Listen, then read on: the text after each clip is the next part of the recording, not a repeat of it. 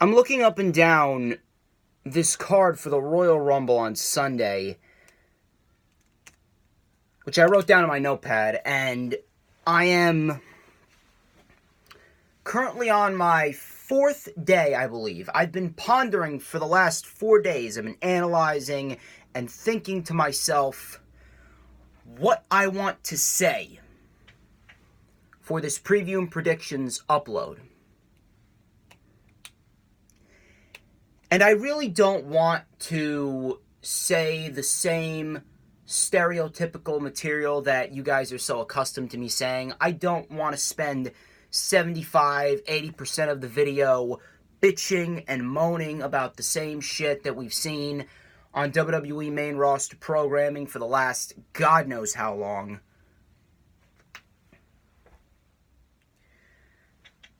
But when I take a look at the card and everything that has happened leading up to the pay-per-view, there's little to no positive to even say.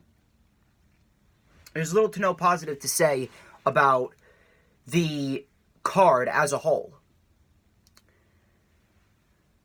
Truthfully, this has probably been the worst build towards the Rumble and the worst produced card since 2015. And that was a terrible Royal Rumble. That was a terrible Royal Rumble. And not just because of the Rumble match alone, but because of the entire overall pay-per-view. Same thing with this one. It's not just the Rumble matches that feel lackluster and unexciting. It's the fact that WWE has completely just thrown together this card outside of maybe a few matches that have had long-term build, and they just expect people to care because it's the Royal Rumble, or they expect people to get excited because it's the start of WrestleMania season, and they'll probably expect people to get excited about WrestleMania because it's WrestleMania. Just the name alone sends people into a wild frenzy.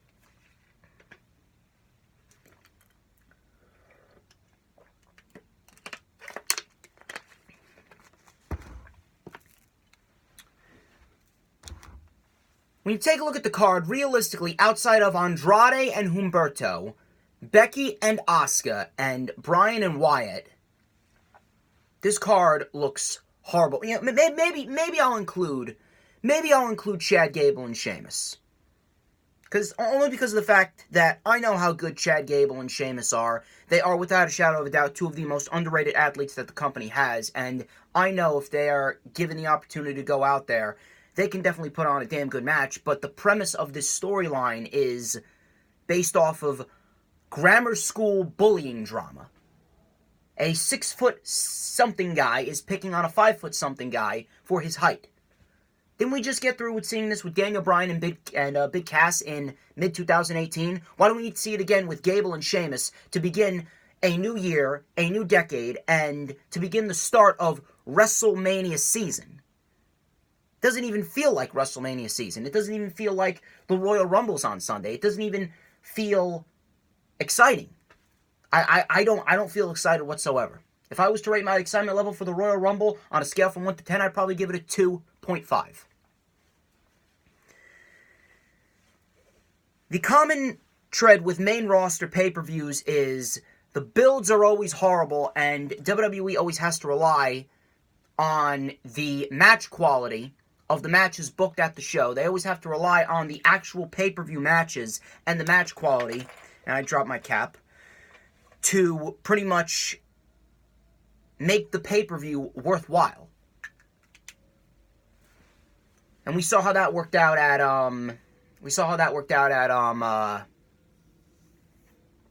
TLC. Wrestling could be great, but in the end, if WWE does not book this Royal Rumble correctly, then we could be on the verge of a long,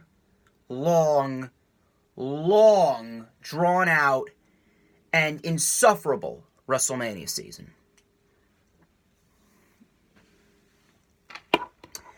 I really don't know what else I can say about that. I'm going to try and get through this preview and prediction show to the best of my abilities. I'm going to try and analyze the matches to the best of my abilities. With this card probably isn't even the full card. You know how WWE loves to add matches a day before or the day of the event.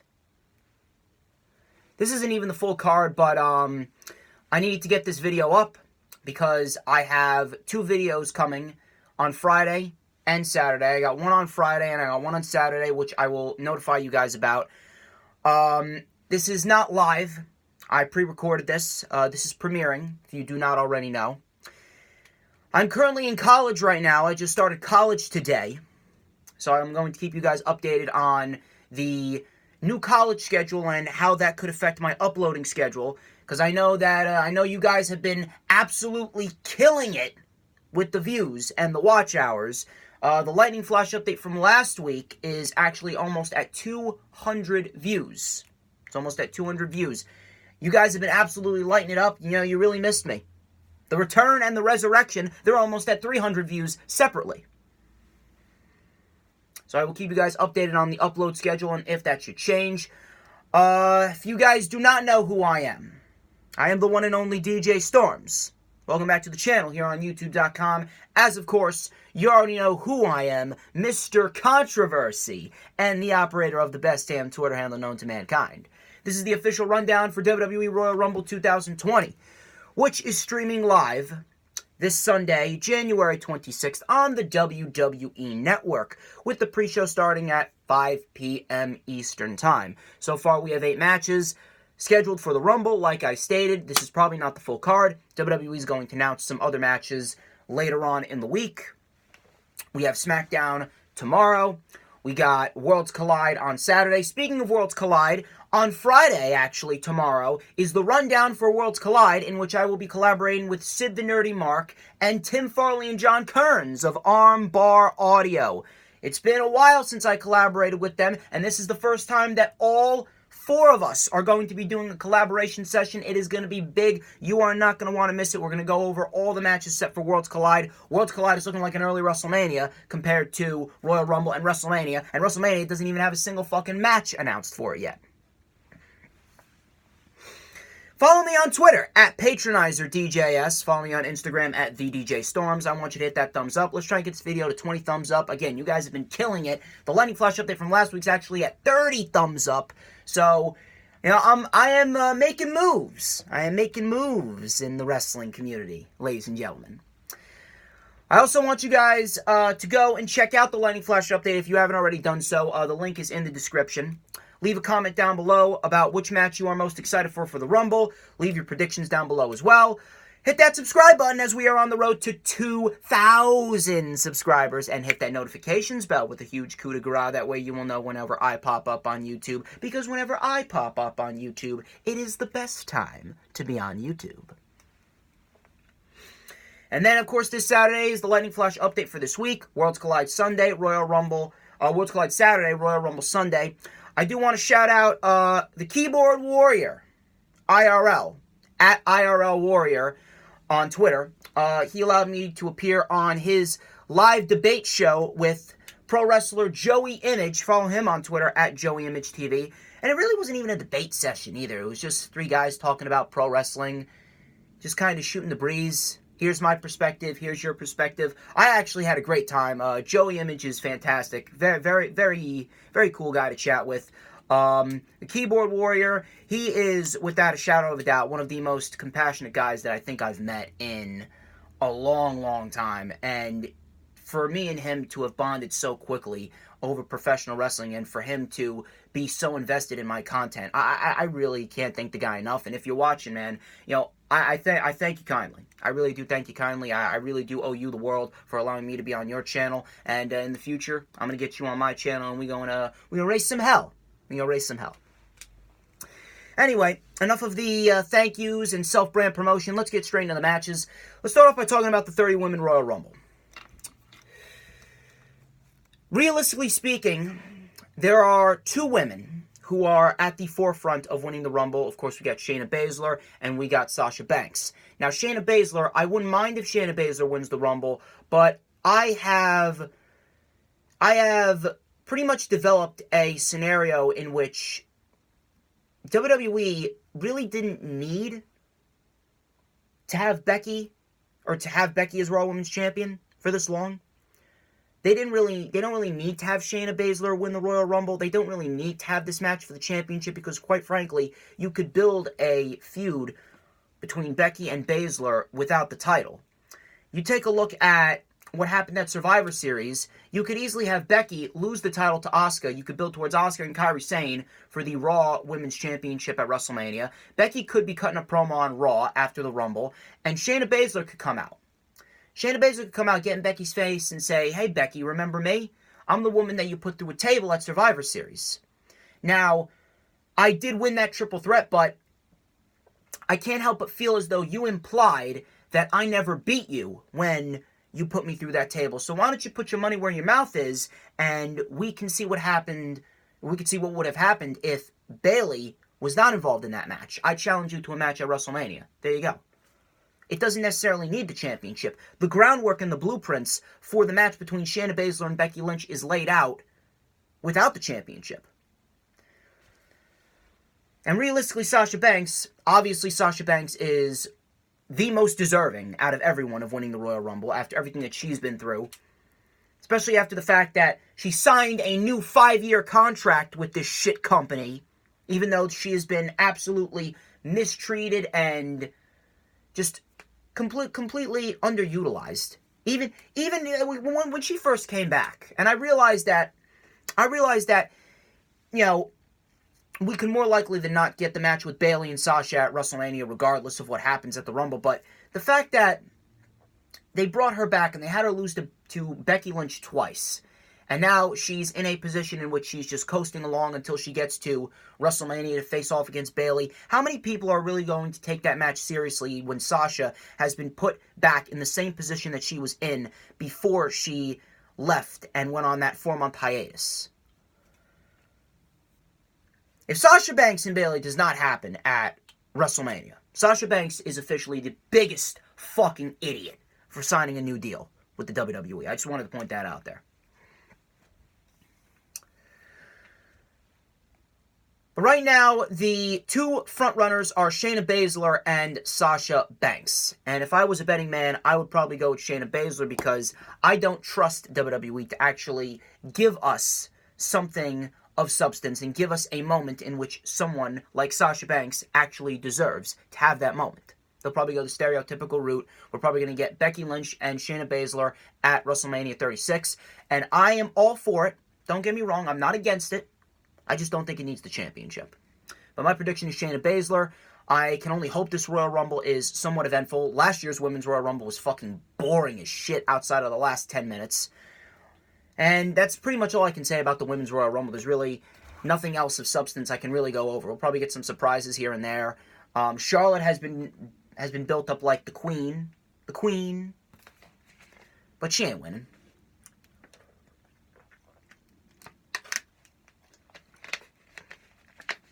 Chad Gable versus Sheamus.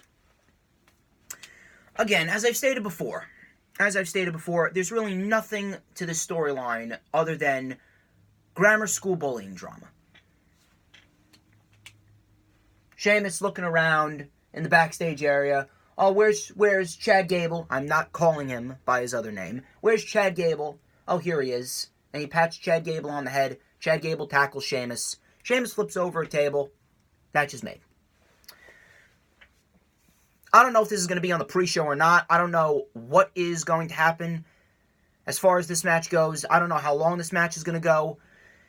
You give these guys 15 minutes, I think they can put on a damn good match, but at this rate, I don't even have faith in the company to even give them the proper amount of time to tell a story. I really don't.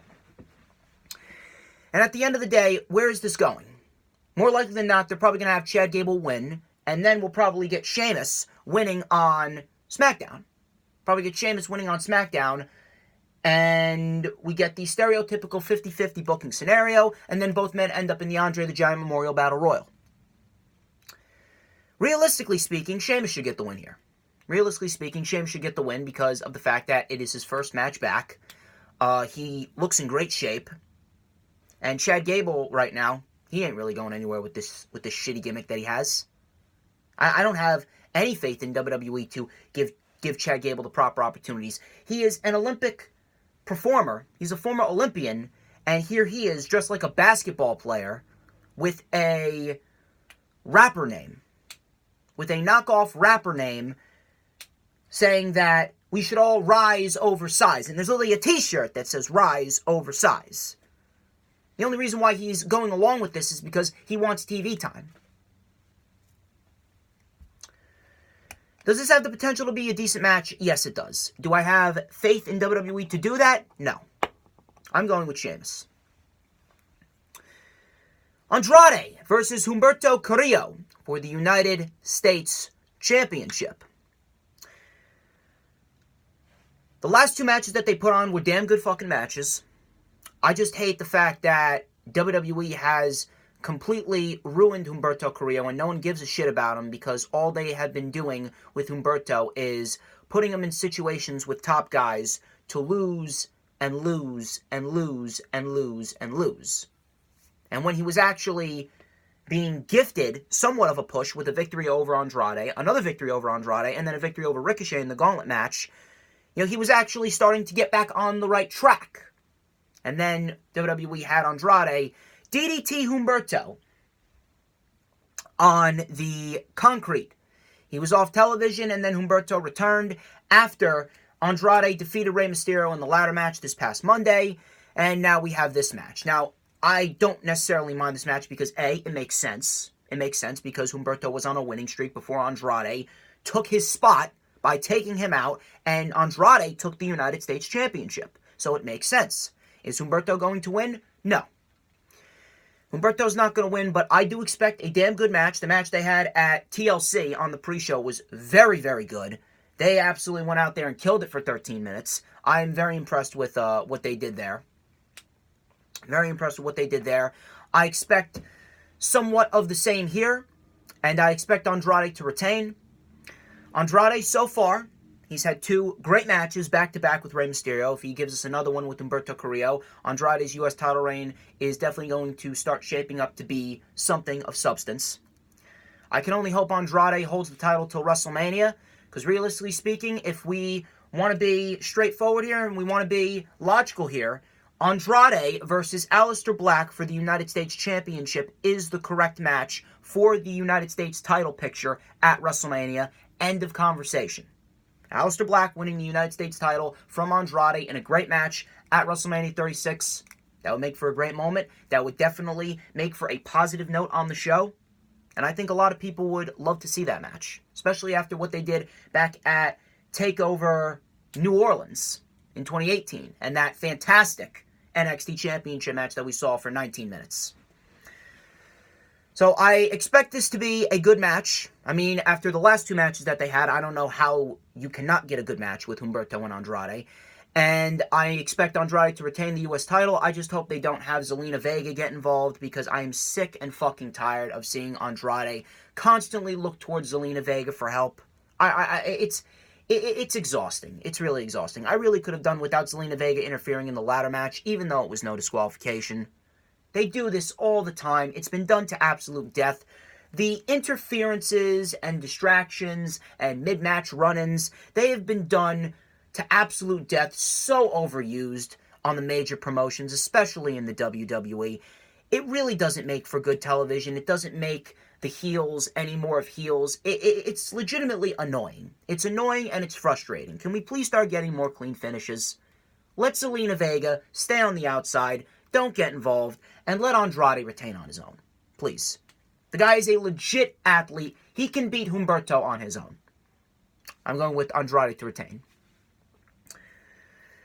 Roman Reigns versus Baron Corbin. Falls Count Anywhere match. What do you want me to say about this match? What do you want me to say about this match? The match that they had at TLC was among the most boring TLC matches I think I've ever seen. It was boring, slow-paced, and completely lackluster. What more do you want me to say about this match? This program has been going on about the same length as the Lana Rusev Lashley storyline. This has been going on for the better part of 4 months. 4 months. And on the bright side, and here's the best part. On the bright side, we get to see Roman twice. We get to see him here against Baron Corbin, And we get to see him in the Royal Rumble. Great job, WWE, giving the people what they want.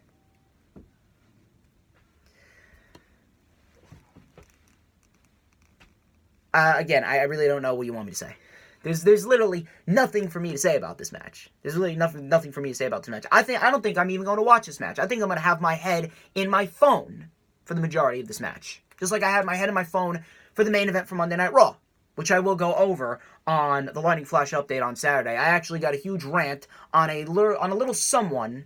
I have a huge rant on a little someone who actually defended the Lana Rusev Lashley storyline, so don't worry. I'm going to rip someone a new asshole just like I did to Phoenix on the Lightning Flash update last week. Roman Reigns wins. Roman Reigns wins. I don't really know what other prediction you want me to say. Roman Reigns wins. Roman Reigns wins, and more likely than not, he's going to win the Rumble. I expect nothing but a boring, stereotypical, lackluster Falls Count Anywhere match. Same shit that we've seen from Baron Corbin and Roman Reigns for the last 4 months. It has been driving SmackDown into the ground. It really has. It's been driving SmackDown into the ground. SmackDown Live, ever since the move to Fox, outside of that one episode where NXT took over SmackDown, every single SmackDown that has followed, every single SmackDown on Fox, outside of that one episode on November 1st after Crown Jewel when NXT took over, every other episode has been a complete waste of time, a complete waste of 2 hours. I don't even know why I've been reviewing SmackDown on the Lightning Flash update. Roman Reigns defeats Baron Corbin. I just hope that that's the end of this shitty storyline. But now we have to deal with Roman Reigns going into WrestleMania to possibly fight The Fiend for the Universal Championship. Yet there's some people that actually say that he deserves it. Really now? Does he deserve it? Does he deserve it? Or are you just a misinformed idiot that doesn't realize the fact that Roman Reigns, as a babyface, his character as a babyface is a complete flop? The man is never going to be fully accepted as a babyface. The man is not a draw. The man is not charismatic. The man is not good at promos at all. The man doesn't have any value. The man does not have any value. He's not putting asses in seats. He's not driving ratings up. He's not making the program any better. Outside of a decent wrestler, what is he? What is he? Outside of Roman Reigns being able to put on a good match, if he's paired with the right talent, what value does he have as a babyface? The man is never going to be fully accepted as a top babyface. No, he's not beloved. He's not beloved. He's only been beloved because he's been out of the world title picture and he overcame a deadly disease that many people overcome and many people deal with on a daily basis. If Roman Reigns never left to battle leukemia, we would have still been in the same position that we were in back in 2015, 2016, 2017, and 2018 with Roman Reigns. The man has absolutely no value as a babyface. He brings the quality of the show down, and the period between 2015 and 2018 when he had go-away heat was among the worst period for his career. And once if he wins the Royal Rumble, which I expect him to, and if he does, the go-away heat's going to resurface. Go-away heat exists. If you don't think it does exist, you are a complete misguided nitwit. You are a complete misguided nitwit with probably the brain the size of a fucking fruit fly. That's all I gotta say about that. Moving on to the next match. Bayley versus Lacey Evans for the SmackDown Live Women's title. Lacey Evans, another one. What value does Lacey Evans hold? The woman has been on the main roster for almost a year. Over a year, actually. She's been on the main roster for over a year, and she has shown little to no improvement whatsoever. She is terrible as a babyface. She's terrible as a heel. She is sloppy. She is stiff. She's slow in the ring. Her matches are uninteresting as possible, and she's being thrusted into these programs in which we are expected to cheer for her over a legitimate women's wrestler like Bayley. If you find any enjoyment in Lacey Evans, I really don't even consider you a human being, let alone a wrestling fan. This is not women's wrestling. This is not women's wrestling. If you want women's wrestling, If you want women's wrestling, go watch what Toni Storm and Io Shirai did on NXT. That's women's wrestling. Lacey Evans is not a women's wrestler. Lacey Evans is in the same boat as Nia Jax, Alexa Bliss, and the Iconics. She is a poor excuse for a women's wrestler. And anyone who claims that Lacey Evans is even halfway enjoyable is a poor excuse for a wrestling fan. I swear to God, if Lacey Evans wins the SmackDown Live Women's Championship, you might as well just deem the entire women's division on SmackDown. Like, the entire women's division on SmackDown Live is completely irrelevant now. But you may as well put the final nail in the coffin if Lacey Evans wins the title. I'm going with Bayley to retain. If Bayley does not retain, I don't even know anymore. I don't even know. I'm not even going to acknowledge anything else regarding this issue. Bayley and Sasha at WrestleMania, if that does not happen, this company is hopeless. This company's hopeless. Becky Lynch versus Asuka. Realistically speaking, this has been the best built storyline going into the Royal Rumble. I have loved what they have been doing with Becky and how she would not renegotiate any new contract deals unless she would get the match with Asuka. Now, the match that she had with Kairi Sane on Monday was completely lackluster and completely uninteresting whatsoever. But regardless, what they've been doing as far as Becky and Asuka goes, and having Asuka constantly get the better of Becky, having Becky constantly fall short to Asuka, and now she's back to collect one last debt. The match that they had at the Royal Rumble of last year was perhaps the best match of the entire night, realistically speaking. We'll see what happens. I do expect this to be a damn good match. I expect this to be physical. I expect Becky Lynch and Asuka to bring their A game when Becky is given the opportunity, and Becky is put in there with a legit women's wrestler like Asuka. You can bet that Becky Lynch is going to bring her A game, and Becky Lynch is going to go out there and she's going to show out. She's going to bring the house down. And I fully expect Becky Lynch and Asuka possibly to put on the best match of the night. Realistically speaking, that has had the best build. That could be the best match of the night.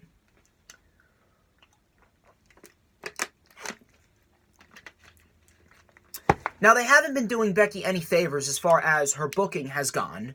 And she did pull a Seth Rollins a few weeks ago, pulling the sexism card with the wrestling fans.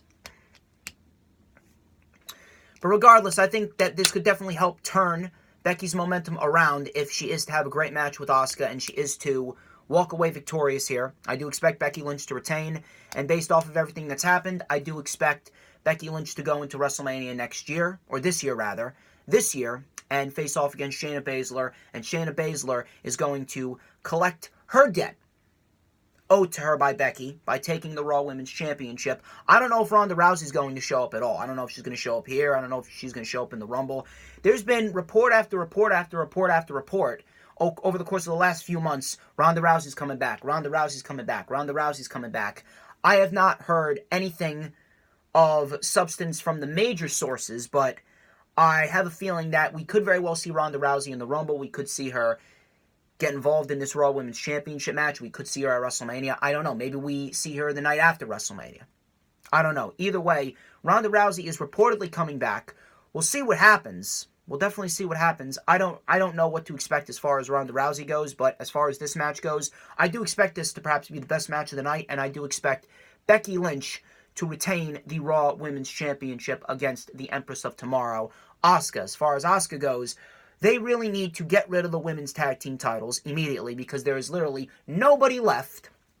There is no one left on the women's roster that is a legit tag team to go up against the Kabuki Warriors for the tag team titles. You might as well just retire the titles. Please, get rid of the titles. They've been around for almost a year, and no one, absolutely no one that has held them has amounted to anything. The championships were dead by week number 2. The championships were dead as soon as WWE announced that Sasha and Bayley would be facing off against Nia and Tamina at Fastlane in their first title defense. Nia Jax and Tamina were the first in line to get an opportunity at the women's tag team titles after Bayley and Sasha, two legit women's wrestlers, actually won them. Moving on, before I go off in another tangent. Daniel Bryan versus Bray Wyatt in a strap match for the Universal Championship. I love what Daniel Bryan has been doing as far as his promo work. I think this has undoubtedly been the best storyline on SmackDown Live outside of Mandy Rhodes and Otis, if you even want to call that a storyline. Because realistically, we don't even know where that's going to result in. And even when it does result in something, we don't even know what's going to happen after that. But I love what Daniel Bryan has been doing. I love the match that they had at Survivor Series. For the 10 minutes that it was, they did very, very well.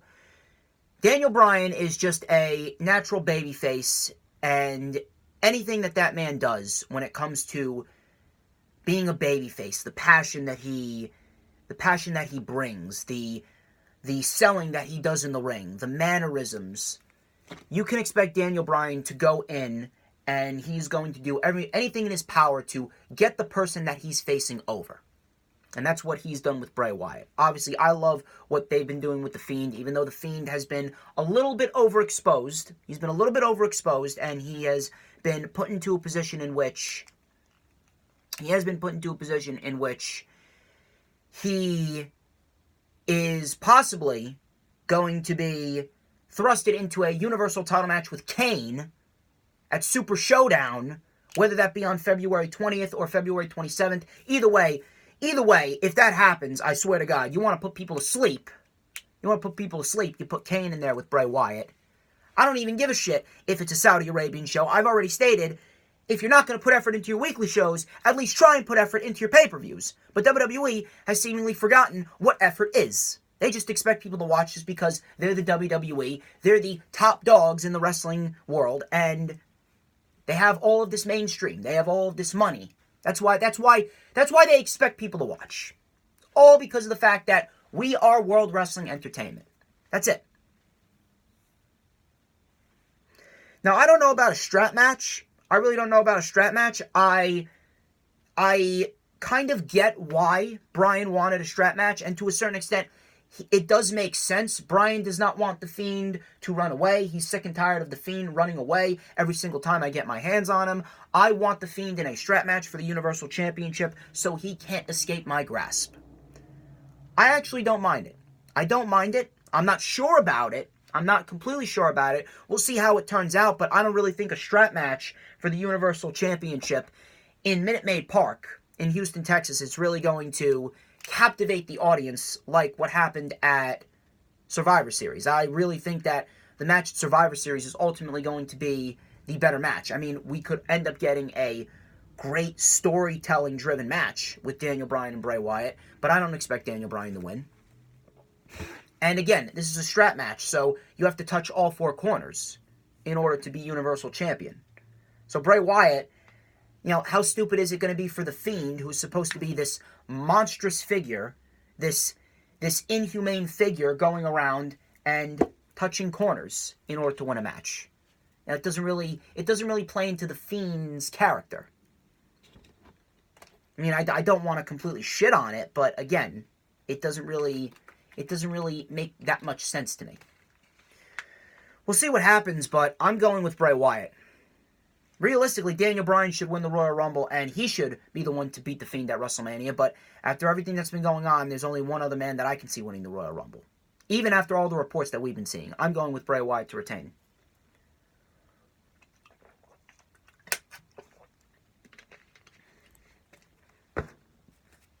$30-man Royal Rumble match.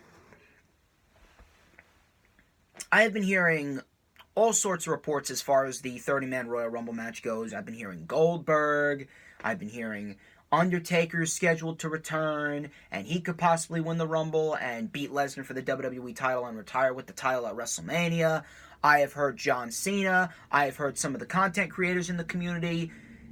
I have heard them pitch John Cena. I heard that John Cena doesn't want to win the Royal Rumble. I heard that he doesn't want to break Ric Flair's record. I have been hearing all of these reports to a point where I don't even know what to believe. At this point, I am at a stage in which if anyone but Roman Reigns wins this match, I would be absolutely shocked. Jaw to the floor shocked. Realistically speaking, if you want someone to win the Royal Rumble, I've even heard that NXT is possibly going to be a part of the Rumble. I've heard they're not going to be a part of the Royal Rumble. I don't know what to believe. Realistically speaking, Kevin Owens and Drew McIntyre are top 2 contenders to win the Royal Rumble. Kevin Owens, because Kevin Owens right now is the best possible babyface that you have on Monday Night Raw. Kevin Owens is the best possible babyface that you have on Monday Night Raw, and Kevin Owens would do wonders against Brock Lesnar. You think about Kevin Owens and Brock Lesnar in a match at WrestleMania, and Kevin Owens getting his big moment, winning the WWE Championship at WrestleMania. Realistically, he should have been walking into WrestleMania 33 as Universal Champion, but Vince McMahon fucked him over, gave the title to Goldberg, and we had that 4-minute match between Goldberg and Lesnar. Now, it was a fun match for what it was, but regardless, an opportunity being taken away from a guy like Kevin Owens, who's worked his fucking ass off, all for a 50-year-old Goldberg and a part-time Brock Lesnar, that doesn't sit well with me. That doesn't sit well with me. So Kevin Owens getting his moment at WrestleMania, hitting a stunner on Brock Lesnar, and winning the WWE Championship, that would do wonders for him. That would really do wonders for him. Drew McIntyre, same thing. Drew McIntyre, he can go in there, and he could beat everyone in the Royal Rumble. He could eliminate everyone in sight. He could even eliminate Brock Lesnar. He doesn't even have to win the Royal Rumble. He could just eliminate Brock Lesnar to set up that storyline. I really don't understand why they can't do that and they have to go with the stereotypical WWE route or give it to Cena, give it to Roman, when realistically, no one with a functioning brain is asking for that. And if you are asking for that and you are supporting that, then I don't have any respect for you as a wrestling fan. Because you don't know jack shit. You really don't know jack shit. I really don't want to say Roman Reigns, but I'm going to have to go with Roman Reigns. And that's pretty much it. That's all I have to say on the scenario. I really don't expect much from this Rumble. I hope I'm wrong. I could be wrong, and the WWE could actually go into the Royal Rumble and they could end up giving us a fairly decent show, which I hope is the case. 2018 and 29 Royal Rumbles were actually very good Royal Rumble shows. I just hope that we get the same thing here. But after everything that's been going on, there's really no reason for me to get excited. There's really no reason to give any benefit of the doubt towards the WWE after their track record. And there's really no reason for you to give any benefit to the WWE, no matter who you are. I don't care who you are. There's no reason whatsoever. There's no justifiable reason to give any benefit of the doubt to this company after everything that has transpired over the course of not even the last few months, but the last few years. I'm talking about the last half decade plus with this company. There's literally no reason for anyone to get excited about the Rumble, and if you are, then you're probably one of these hee-hee hoo-hoo ha-ha stans that gets excited over everything, skips through meadows of daisies, lives in a fantasy bubble, thinks everything's sunshine, rainbows, and unicorns. I watch it as an escape. Yeah, it's fine and all, but just because you watch it as an escape doesn't give you the right to be stupid. Doesn't give you the right to say unintelligent things. Doesn't give you the right to turn your brain off. Keep your brain on. All right, you know what? I'm gonna get out of here. I'm gonna get out of here now. I'm gonna go and prepare for the rest of my weekend. Thank you guys so much for tuning in to this video. I greatly appreciate it. The DJ Storms brand would be nothing without you guys. I would like to inform you guys that you did pick up on the fact that Thunder's not with me. Thunder is not with me. No, he did not go missing like he did last year. I made sure of it. He has other obligations. Obviously, he's a busy man, so I decided to do the rundown on my own. He's probably going to come back for the rundown for NXT TakeOver Portland. I will let you guys in on the details as far as that goes. But thank you guys so much for tuning into this video. Really means a lot to me. You absolutely have no idea. As I've stated before, like, comment, subscribe if you haven't already done so. Link to the Lightning Flash update from last week is in the description. Follow me on Twitter at PatronizeWithDJS. Follow me on Instagram at TheDJStorms. I will have the rundown for Worlds Collide up for you guys on Friday. I believe I'm going to set that to premiere at around 3:30 p.m. Sounds fair. I'll set that to premiere at around 3:30 p.m. with Sid the Nerdy Mark and John Kearns and Tim Farley from Armbar Audio. Lightning Flash update is going to go up on Saturday, of course, as always. Then we got Worlds Collide on Saturday as well at 7 p.m. Eastern Time. And then, of course, we got the Rumble on Sunday. It's going to be a very, very, very busy week. And that's all I got to say for now.